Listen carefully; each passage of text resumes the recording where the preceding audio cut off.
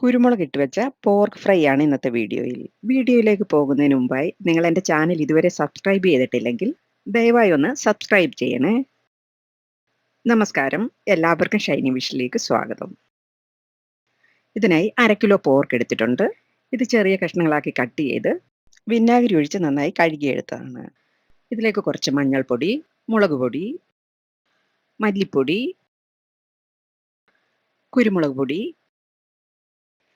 Ginger garlic paste, പിന്നെ കുറച്ച് ഗരം മസാലപ്പൊടിയും ആവശ്യത്തിന് ഉപ്പ് കൂടെ ചേർക്കാം. ഇനി ഇതെല്ലാം കൂടെ നന്നായി ഒന്ന് മിക്സ് ചെയ്ത് ഇത് വേവാൻ ആവശ്യത്തിനുള്ള വെള്ളം കൂടി ഒഴിച്ചു കൊടുക്കാം. ഇത് കട്ട് ചെയ്തപ്പം തന്നെ പെട്ടെന്ന് വേവുന്നതാണെന്ന് തോന്നിയുകൊണ്ട് കുറച്ച് വെള്ളം മാത്രം ഒഴിച്ചാണ് ഞാനിപ്പം വേവിക്കുന്നത്. പിന്നെയും വെന്തിട്ടില്ലെങ്കിൽ കുറച്ചുകൂടെ വെള്ളം ഒഴിച്ച് വേവിച്ചെടുക്കാം. ഇനി ഇത് അടച്ചു വെച്ച് വേവിക്കാം. നേരത്തെ ഒഴിച്ച വെള്ളം വറ്റി വന്നപ്പം പിന്നെ കുറച്ചുകൂടെ വെള്ളം ഒഴിച്ച് വേവിച്ചെടുത്താണിത്. ഇപ്പം പോർക്കൊക്കെ നന്നായിട്ട് വെന്ത് വന്നിട്ടുണ്ട്. ഇനി ഇത് ഫ്രൈ ചെയ്യാനായി പാൻ അടുപ്പത്ത് വെച്ച് 4 ടേബിൾ സ്പൂൺ എണ്ണ ഒഴിച്ച് ചൂടായി വരുമ്പം 1 ടീസ്പൂൺ കടുക് കൂടി ഇട്ട് പൊട്ടി വന്നിട്ട് ഒരു ചെറിയ കഷ്ണം ഇഞ്ചി ചെറുതായി കനം കുറച്ചരിഞ്ഞതും കൂടെ ഇട്ട് കൊടുക്കാം. പിന്നെ തീ കുറച്ച് വെച്ച് ഇഞ്ചി ഒന്ന് മൂത്ത് വന്നാൽ ഇതിലേക്ക് കുറച്ച് കറിവേപ്പിലയും വറ്റൽമുളകും കൂടി ഇട്ട് മൂപ്പിക്കാം.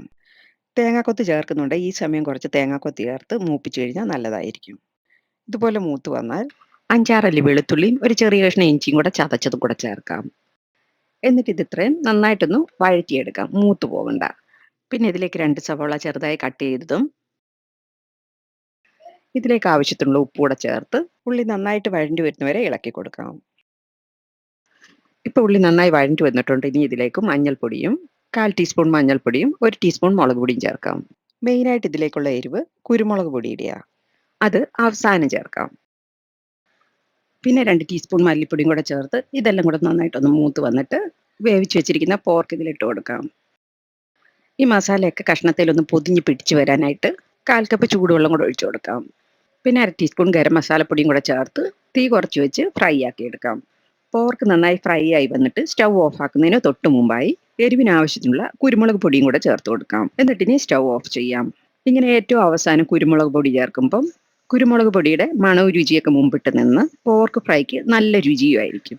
പിന്നെ ഒരു കാര്യം, പോർക്കായാലും ബീഫായാലും മട്ടൻ ആയാലും ഇതൊക്കെ കുറച്ച് നെയ്യോട് കൂടിയുള്ള കഷ്ണങ്ങളായാലേ റോസ്റ്റ് ചെയ്താലും ഫ്രൈ ചെയ്താലും ഒക്കെ നല്ല രുചി ഉണ്ടാകത്തുള്ളൂ. ഡയറ്റും ഹെൽത്തും ഒക്കെ നോക്കുന്നവരാണ് നെയ്യൊന്നും ഉള്ള പീസ് കഴിക്കാറില്ല. ഞാനിപ്പോൾ എടുത്ത ഈ പോർക്കിൽ ഒട്ടും നെയ്യില്ലാത്ത പീസായിരുന്നു. എനിക്ക് പക്ഷേ കുറച്ച് നെയ്യോട് കൂടിയുള്ള കഷ്ണങ്ങളാണ് ഇഷ്ടം. നിങ്ങൾക്ക് എൻ്റെ ഈ വീഡിയോ ഇഷ്ടമായാൽ ലൈക്കും ഷെയറും സബ്സ്ക്രൈബും ഒക്കെ ഒന്ന് ചെയ്യണേ. Thank you.